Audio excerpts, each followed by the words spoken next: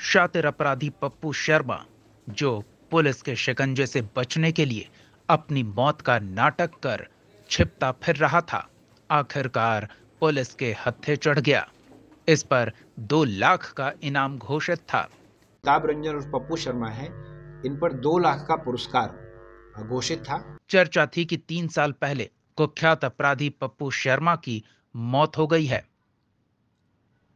लेकिन अब जाकर जहानाबाद की पुलिस ने पटना एसटीएफ के सहयोग से उसे धर दबोचा। 4 वर्षों से स्वयं को मृत घोषित कर रखा है और उसका भी प्रमाण पत्र बनवा रखा है। इन्होंने अपने घर में कई जगहों पर तहखाने टाइप के बनवा रखे थे, जहां पर वो हथियार थे और जहां पर घर पर आने पर ये छिपता भी था। एसटीएफ और पुलिस की टीम ने परस बिघा थाना क्षेत्र के सेंधवा गांव में अपराधी पप्पू शर्मा को पकड़ा। उसके साथ 6 और लोगों को गिरफ्तार किया गया। गिरफ्तार लोगों में उसकी पत्नी मिंटू रंजन, बेटी दीपा रंजन के अलावा नंदन कुमार, राकेश कुमार और अमन कुमार भी शामिल है। जहानाबाद जिले के कुख्यात अपराधियों के लिस्ट में पप्पू शर्मा का नाम शामिल रहा। उसके खिलाफ जहानाबाद और परस बिघा थाना क्षेत्र सहित कई थानों में 1 दर्जन से ज्यादा मामले दर्ज हैं। दरअसल सेंधवा गांव का अमिताभ रंजन उर्फ पप्पू शर्मा जिले के टॉप 10 अपराधियों के लिस्ट में शामिल रहा। उस पर जहानाबाद समेत विभिन्न जिलों में हत्या, लूट, अपहरण और जालसाजी जैसे कई मामले दर्ज हैं। उसके आपराधिक कारनामों को देख सरकार ने उस पर 2 लाख का इनाम घोषित कर रखा था। बता दें कि 2018 में भी पुलिस ने छापेमारी कर उसके घर से 1 कार्बाइन और 29 कारतूस बरामद किया था। पप्पू शर्मा के घर में 1 अगस्त 2023 को भी छापेमारी की गई थी। उस दौरान 40 लाख रुपए से अधिक के कीमती सामान बरामद किए गए, जिसमें tiles, music system, loud speaker, decoration के कीमती फूल पौधे और अन्य सामान शामिल थे। घर में लगे सीसीटीवी, वाईफाई को भी जब्त किया गया था। उस दौरान पुलिस ने बंधक बनाकर रखे गए 4 मजदूरों को भी मुक्त कराया था। वहीं कुख्यात पप्पू शर्मा के मृत होने की खबर पर पुलिस ने कहा कि पुलिस को उसकी लोकेशन की लगातार तलाश थी और लोकेशन निकालने के लिए पुलिस की टीम हर संभव प्रयास कर रही थी। सबसे हैरान करने वाली बात यह है कि कुख्यात पप्पू शर्मा ने अपनी मौत की झूठी खबर फैलाई और कई महीनों से मौज काट रहा था।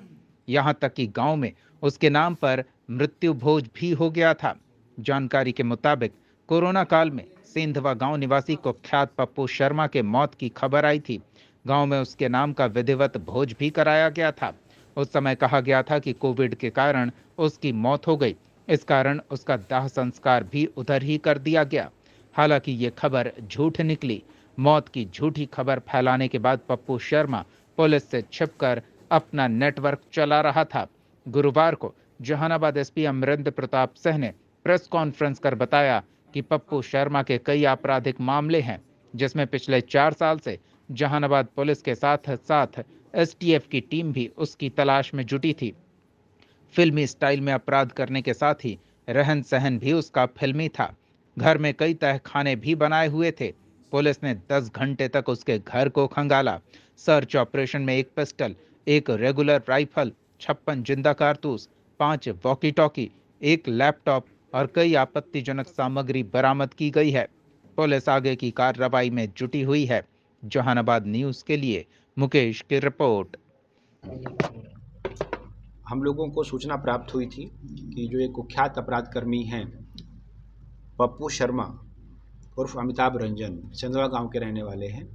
इनका विस्तृत आपराधिक इतिहास है और कई कांडों में ये अभी भी वांछित हैं। इनके अपने घर में आए होने की और छिपे होने की सूचना हम लोगों को प्राप्त हुई थी।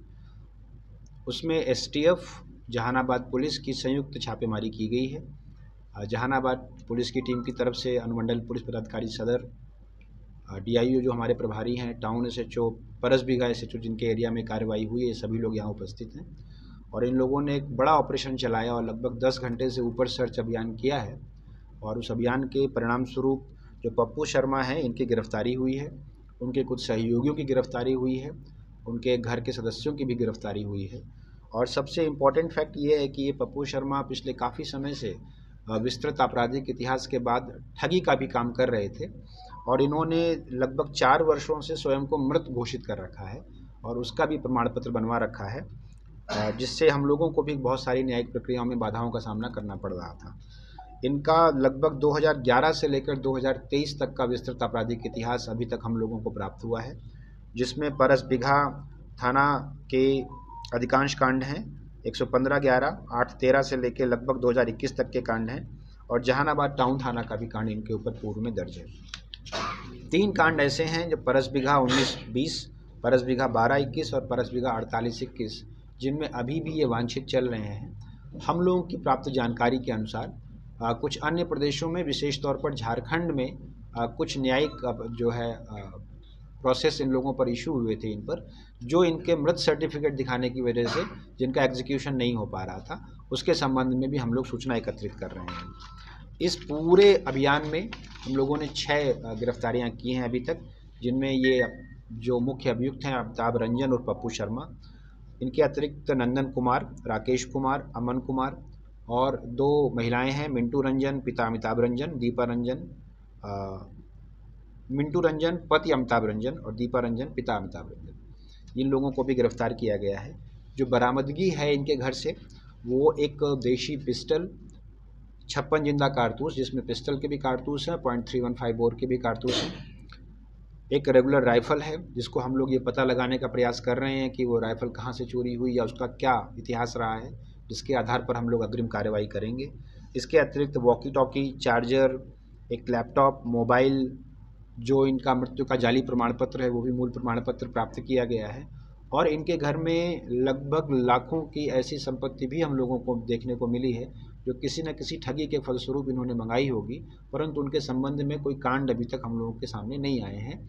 हम लोगों का अनुमान है कि हम लोगों की इस कार्रवाई की आपके माध्यम से जब खबर जाएगी तो और भी कुछ कांड हम लोगों के पास प्रतिवेदित हो सकते हैं, उन पर भी हम लोग अनुसंधान करेंगे। अमिताभ रंजन और पप्पू शर्मा हैं, इन पर 2 लाख का पुरस्कार घोषित था, तो ये 2 लाख के जो है इनामी अपराधी थे, जिनको इस दोनों जहानाबाद पुलिस और एसटीएफ की संयुक्त टीम ने गिरफ्तार किया है। इस पूरे ऑपरेशन के लिए इस टीम को बधाई। हम लोग आशा करते हैं कि आगे भी हम लोग इस तरह की कार्रवाई करते रहेंगे। सर, पुलिस के पास क्या रोल है? हाँ जी, इनके साथ जो 3 लोग पकड़े गए हैं, एक तो इनके घर की इनकी पत्नी ही है, और इनका जो जाली सर्टिफिकेट बनवाने में उनका रोल रहा है।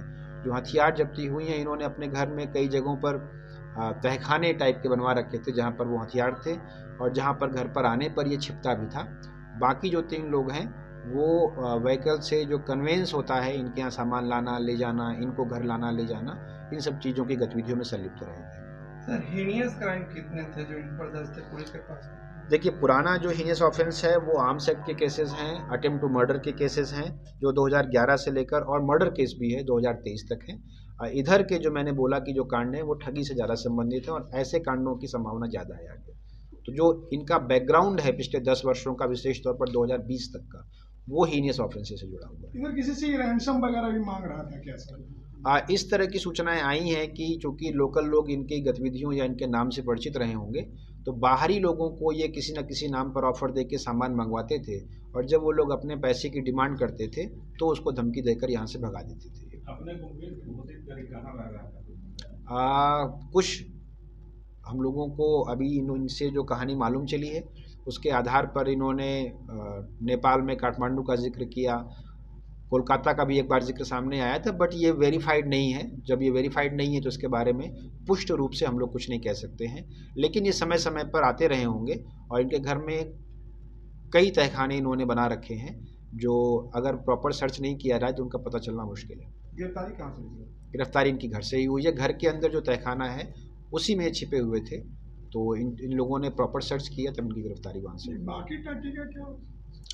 वॉकी टॉकी इनके घर के बाकी सदस्य लिए रहते होंगे, और जब कोई सीसीटीवी कैमराज लगे हुए हैं, कोई दूर से भी आ रहा है तो सूचित कर देते होंगे, इसीलिए ये लोग प्रयोग करते होंगे। बहुत फिल्मी स्टाइल में इनका अपना रहन सहन था, और इनकी अपनी कोई छवि रही होगी अपने दिमाग में, तो ये अपना घर, रहन सहन, चीज़ें उसी स्टाइल में करते थे। डेथ सर्टिफिकेट पटना से बना है, इसको इन लोगों ने वेरीफाई करवाने का भी प्रयास किया, हालांकि अभी तक वहाँ से वेरिफिकेशन के बाद हम लोग के पास कोई रिटर्निंग वो नहीं आया है, बट कोविड के समय इन्होंने बनवाया था। पटना से निर्गत है डेथ सर्टिफिकेट।